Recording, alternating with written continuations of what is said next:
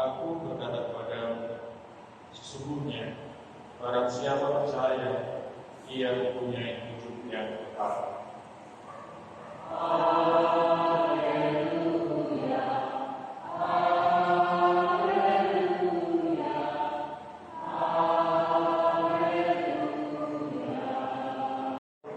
Ia tidak akan kubuang. Sebab aku telah turun dari surga, bukan untuk melakukan kehendak, tetapi untuk melakukan kehendak Dia yang telah mengutus aku.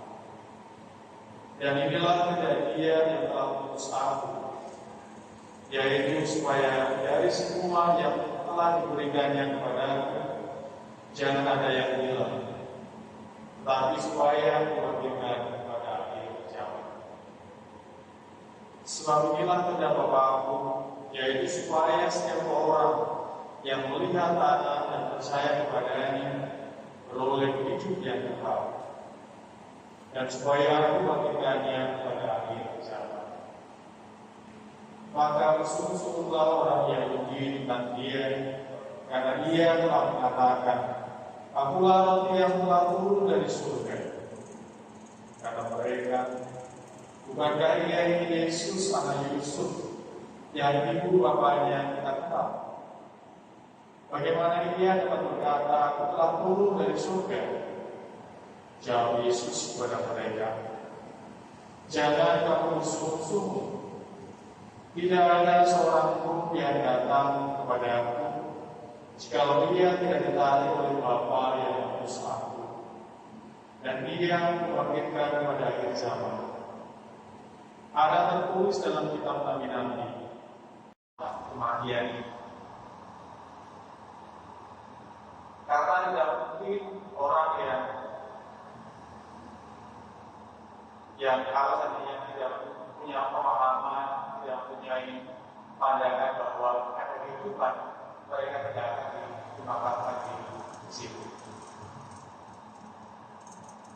Dan saya melihat tanah bertanaman maupun juga tanaman-tanaman yang dihasilkan di sekitarnya memang luar biasa. Sungguh-sungguh yang ini bukan juga karena orang yang tinggal itu dimakamkan di situ, sehingga menjaga merawat tanaman di sekitar itu. Di dalam tradisi Jawa juga ada kebiasaan nyetak. Biasanya ketika ada orang meninggal, beberapa hari maupun juga beberapa bulan, ada kebiasaan nyetak di makam. Juga mengenai maksud bahwa ada hidup setelah kematian ini. Kalau tidak ada hidup setelah kematian ini, mungkin juga tidak ada nyekar. Dan ini juga menghadirkan bahwa ternyata ada sebuah relasi, ada koneksi antara yang hidup dengan mereka yang telah menghadap Bapa di surga. Karena Akulah kebangkitan dan hidup. Hanya melalui Aku orang sampai kepada Bapa. Yesus adalah satu kebangkitan ini, dan Dia mempunyai kuasa untuk membangkitkan.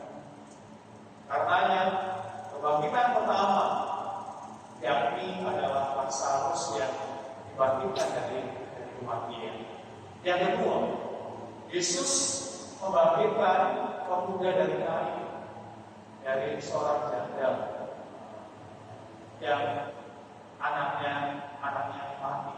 Dan ketika melihat itu, Yesus tergerak hatinya dan akhirnya Yesus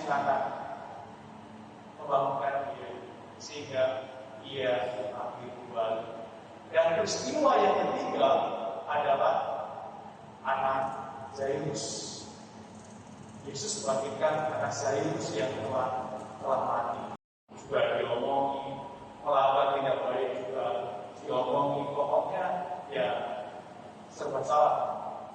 Tetapi toh ibu ini tetap mau melayani, itu terlibat di dalam pelayanan dengan hati, dengan tulus. Inilah perwujudan iman. Karenanya saya yakin dan percaya bahwa Tuhan sendiri